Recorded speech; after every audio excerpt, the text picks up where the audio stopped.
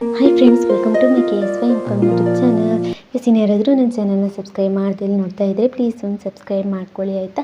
ಹಾಗೆ ನನ್ನ ಚಾನಲಲ್ಲಿರುವಂಥ ಎಲ್ಲ ವೀಡಿಯೋಸ್ಗಳನ್ನು ನೋಡಿ ಸಪೋರ್ಟ್ ಕೂಡ ಮಾಡಿ. ಹಾಗೆ ನಾನಿವತ್ತು ಬಿರಿಯಾನಿ ಪೌಡರ್ನ ನಾವು ಮನೆಯಲ್ಲೇ ಯಾವ ರೀತಿ ಮಾಡೋದು, ಏನೇನು ಇಂಗ್ರೀಡಿಯೆಂಟ್ಸ್ ಹಾಕಬೇಕು ನಾನು ಹೇಳ್ಕೊಡ್ತೀನಿ. ಸಿಂಪಲ್ ಆಗಿದೆ, ಬನ್ನಿ. ಒಂದು ತವಾನ ಬಿಸಿ ಆಗೋದಕ್ಕೆ ಇಟ್ಬೇಡಿ, ಸ್ಲೋ ಫ್ಲೇಮ್ನಲ್ಲಿರಲಿ. ಆವಾಗ ನಾವು 1 ಟೀ ಸ್ಪೂನ್ ಆಗುವಷ್ಟು ಧನಿಯಾನ ಹಾಕ್ಕೊಳ್ಳಿ. ಹಾಗೆ 1 ಟೀ ಸ್ಪೂನ್ ಆಗುವಷ್ಟು ಜೀರಿಗೆ, ಹಾಗೆ 1 ಟೀ ಸ್ಪೂನ್ ಆಗುವಷ್ಟು ಸೋಂಪು, ಹಾಗೆ 1 ಟೀ ಸ್ಪೂನ್ ಆಗುವಷ್ಟು ಪೆಪ್ಪರ್ನ ಹಾಕ್ಕೊಳ್ಳಿ.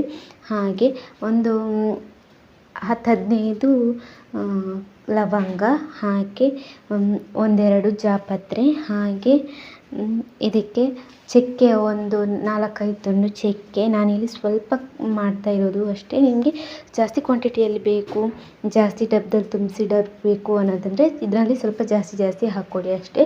3 ಏಲಕ್ಕಿ, ಹಾಗೆ 1 ಜಾಯಿಕಾಯಿ, ಹಾಗೆ 1 ಟೀ ಸ್ಪೂನ್ ಆಗುವಷ್ಟು ಗಸಗಸೆ, ಹಾಗೆ 2 ಬ್ಯಾಡಗೆ ಮೆಣಸನ್ನ ಹಾಕ್ಕೊಳ್ಳಿ ಕಲರ್ಗೆ ಅಂತ.